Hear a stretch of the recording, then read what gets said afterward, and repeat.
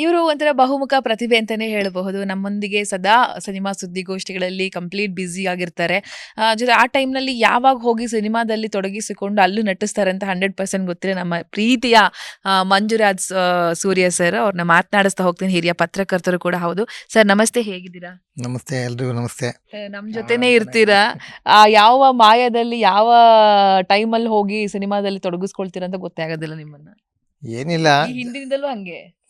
ಯಾವಾಗಾರು chance ಸಿಗ್ತಾರೆ ರಜಾ ಹಾಕ್ಬಿಟ್ಟು ಅಲ್ಲಿ ಹೋಗ್ಬಿಡೋದು ಓಕೆ ಸರ್. ಅಷ್ಟೇ. ದೈವ ಸಿನಿಮಾದಲ್ಲಿ ಒಂದು ವಿಶೇಷ ಮತ್ತು ವಿಭಿನ್ನ ಪಾತ್ರದಲ್ಲಿ ನಮ್ಮನ್ನ ರಂಜಿಸೋದಕ್ಕೆ ಬರ್ತಾ ಇದ್ದೀರಾ ಸರ್. ನಿಮ್ಮ ಮೊದಲ ರಿಯಾಕ್ಷನ್ ಸಿನಿಮಾದ ಬಗ್ಗೆ? ಇಲ್ಲ, ರಂಜನೆ ಅನ್ನೋಂಥ ಪಾತ್ರ ಅಲ್ಲ, ಅದು ಒಂದು ಜವಾಬ್ದಾರಿಯುತವಾದ ಪಾತ್ರ, ಒಂದು ಮೆಚೂರ್ ಕ್ಯಾರೆಕ್ಟರ್. ಏನಂದರೆ ಎಜುಕೇಷನಿಂದ ವಂಚಿತ ಆಗಿರೋ ಮಕ್ಕಳನ್ನು ಮುಖ್ಯವಾಹಿನಿ ಕರ್ಕೊಂಬರೋದು, ಅವ್ರಿಗೆ ಎಜುಕೇಷನ್ ಕೊಡಿಸ್ಬೇಕು. ಯಾಕೆಂದರೆ ಒಂದು ಹಳ್ಳಿ ಉದ್ಧಾರ ಆಗಬೇಕು ಅಂತಂದರೆ ಆ ಹಳ್ಳಿಗೆ ಅಲ್ಲಿನ ಮಕ್ಕಳು ವಿದ್ಯೆ ಬೇಕು. ಆ ಮಕ್ಕಳು ವಿದ್ಯೆ ಸಿಕ್ಕಿದ್ರೆ ಅವರು ಒಂದು ಉನ್ನತ ಸ್ಥಾನಮಾನ ಗಳಿಸಿದ್ರೆ ಆ ಹಳ್ಳಿನ ಅವರು ಉದ್ಧಾರ ಮಾಡ್ತಾರೆ. ಒಂದು ಹಳ್ಳಿ ಉದ್ಧಾರ ಆದರೆ ಹಾಗೆ 10 ಹಳ್ಳಿಗಳು ಉದ್ಧಾರ, ಒಂದು ನಗರದ ರಾಜ್ಯದ ದೇಶ. ಅದಕ್ಕೆ ಮೂಲ ಕಾರಣ ಏನು? ಎಜುಕೇಷನ್. ಆ ಎಜುಕೇಷನಿಂದ ವಂಚಿತರಾಗಿರೋ ಮಕ್ಕಳನ್ನ ಮುಖ್ಯವಾಹಿನಿ ಕರ್ಕೊಂಬರೋಂಥ ಒಂದು ಪಾತ್ರ. ಯಾಕೆ ಒಪ್ಕೊಂಡ್ರಿ ಸರ್ ಈ ಪಾತ್ರ ಮಾಡೋದಕ್ಕೆ ನೀವು? ಚೆನ್ನಾಗಿದೆ, ಇಷ್ಟ ಆಯಿತು. ಹಾಗೇನು ಇದೆ ಅಂತಲ್ಲ, ಅವಾಗವಾಗ ಸ್ನೇಹಿತರ ಕರೆಯೋಗಿ ಮಾಡ್ತಾ ಇರ್ತೀನಿ. ಇನ್ಸ್ಪೆಕ್ಟರ್ ಕ್ಯಾರೆಕ್ಟರ್ಗಳು ಬರೀತೀನಿ, ಯಾವುದೋ ಸಿನಿಮಾಗೆ ಹಾಡುಗಳು ಬರೀತೀನಿ, ಆ್ಯಕ್ಟಿಂಗ್ ಮಾಡ್ತೀನಿ, ಆಮೇಲೆ ಡೈರೆಕ್ಷನ್ ಟೀಮಲ್ಲಿ ಇರ್ತೀನಿ, ಮಾಡ್ತಾ ಇರ್ತೀನಿ. ಇಲ್ಲಿ ಜಯರಾಜು ತುಂಬ ಸಿನಿಮಾ ಮಾಡೋಕ್ಕಿಂತ ಮುಂಚೆಯಿಂದ ನಂಗೆ ತುಂಬ ಒಳ್ಳೆ ಸ್ನೇಹಿತ. ಹೇಳಿದ್ರು ನಿಮ್ಗೊಂದು ಪಾತ್ರ ಇದೆ ಮಾಡಬೇಕು ಅಂತ. ಆಯಿತು ಅಂತ ಅಂದ್ಬಿಟ್ಟು ಮಾಡಿದೆ. ಚೆನ್ನಾಗಿದೆ. ಒಂದು ಹಳ್ಳಿ ಒಳಗಡೆ ಇವರು ನಮ್ಮ ಬಲರಾಜವಾಡಿ ಮತ್ತು ನಮ್ಮ ಬಚ್ಚನ್ ಅವರಿಬ್ಬರ ವಿಲನ್ಗಳು. ಅವ್ರನ್ನ ಎದುರಿಸಿ ನಾನು ಆ ಊರಲ್ಲಿರೋ ಜನಗಳಿಗೆ, ಮಕ್ಕಳಿಗೆ ವಿದ್ಯೆ ಕೊಡಿಸ್ಬೇಕು. ಮಕ್ಕಳಿಗೆ ಅವರು ಮಕ್ಕಳಿಗೆ ವಿದ್ಯೆ ಕೊಡದೆ ಎಲ್ಲರನ್ನೂ ಅವರ ಹದ್ದುಬಸ್ತಲ್ಲಿ ಇಟ್ಕೊಂಡಿರ್ತಾರೆ. ಅದೇ ನನ್ನ ಪಾತ್ರ. ಓಕೆ. ಈಗ ದೈವ ಅಂತ ಬಂದಾಗ ನಮಗೆ ಇಮಿಡಿಯೇಟ್ ನೆನಪಾಗೋದು ಮಂಗಳೂರು ಭಾಗದವರಿಗೆ ದೈವಾರಾಧನೆ, ದೈವಗಳು ಆ್ಯಂಡ್ ಈಗ ಇತ್ತೀಚೆಗೆ ರಿಲೀಸ್ ಆದಂಥ ಕಾಂತಾರ ಸಿನಿಮಾ. ಅದಕ್ಕೂ ಇದಕ್ಕೂ ಏನಾದರೂ ಹೋಲಿಕೆ ಇದೆಯಾ? ಅದೇ ಬೇರೆನಾ, ಇದೇ ಬೇರೆನಾ, ಹೇಗೆ ಅಂತ ಹೇಳಿ ಸರ್? ಇಲ್ಲ, ಇದಕ್ಕೂ ಸಂಬಂಧ ಇಲ್ಲ. ಆದರೆ ದೈವ ಅಂದ ಕೂಡಲೇ ಮಂಗಳೂರಲ್ಲಿ ಇರ್ಬೋದು, ಬೆಂಗಳೂರಲ್ಲಿ ಇರ್ಬೋದು, ಯಾವುದೇ ದೇಶದ ಮೂಲೆಯಲ್ಲಿ ಇರ್ಬೋದು, ದೈವ ಅಂದರೆ ದೇವರೇನೆ. ಅವರವರ ಆಚರಣೆ, ಅವರವರ ಭಾವನೆಗಳು, ಅವರವರ ಪೂಜೆ ಮಾಡೋ ವಿಧಾನಗಳು ಬೇರೆ ಬೇರೆ ಇರುತ್ತೆ. ಅಲ್ಲಿ ದೈವಾರಾಧನೆ ಕಾಂತಾರ ಬಂದಮೇಲೆ ಇಡೀ ವಿಶ್ವಕ್ಕೆ ಗೊತ್ತಾಯಿತು ಅಲ್ಲಿದು.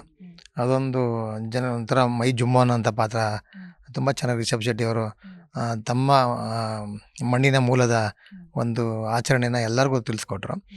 ಇದು ಇಲ್ಲಿ ನಮ್ಮ ಕಾಲಭೈರವ ಚುಂಚನಗಿರಿ ಏನಿದೆ, ಅಲ್ಲಿ ಜೋಗಯ್ಯ ಅನ್ನೋರು ತುಂಬ ಜನ ಇದ್ದಾರೆ. ಅವರು ಜೋಳಿಗೆ ಹಾಕ್ಕೊಂಡು ಮನೆಗೆ ಹೋಗಿ ಭಿಕ್ಷೆ ತೊಗೊಂಡು ಅವ್ರಿಗೆ ಆಶೀರ್ವಾದ ಮಾಡೋವಂಥದ್ದು. ಆ ಥರ ಒಂದು ದೈವ ಇದು. ಇಲ್ಲಿಗೆ ನಮ್ಮ ಹೀರೋನೇ ಆ ಪಾತ್ರ ನಿಭಾಯಿಸಿದ್ದಾರೆ. ಹೊಸೊಬ್ಬರಿಗೆ 100% ನಿಮಗೆ ಸಿನಿಮಾ ಅಂದರೆ ಏನು, ಸಿನಿಮಾದ ಎಲ್ಲವೂ ಕೂಡ ಗೊತ್ತಿರುತ್ತೆ. ನೀವು ಇವ್ರುಗಳಿಗೆ ಯಾವ ರೀತಿ ಸಲಹೆ ಸೂಚನೆಗಳನ್ನು ನೀವು ಕೊಡ್ತಾ ಬಂದ್ರಿ ಅಂತ ಹೇಳಿ ಈ ಚಿತ್ರತಂಡಕ್ಕೆ ನಿಮ್ಮ ಕಡೆಯಿಂದ? ಇಲ್ಲ, ಇಲ್ಲಿ ಸಲಹೆ ಸೂಚನೆ ಅನ್ನೋದು ಯಾರಿಗೂ ಗೊತ್ತಿಲ್ಲ. ಇಲ್ಲಿ ಹೆಂಗೆ ಸಿನಿಮಾ ಗೆಲ್ಲಬೇಕು ಅಂದರೆ ಯಾರ ಕೈಯಲ್ಲಿ ಯಾವಾಗ ಏನಾಗುತ್ತೆ ಅಂತ ಗೊತ್ತಿಲ್ಲ.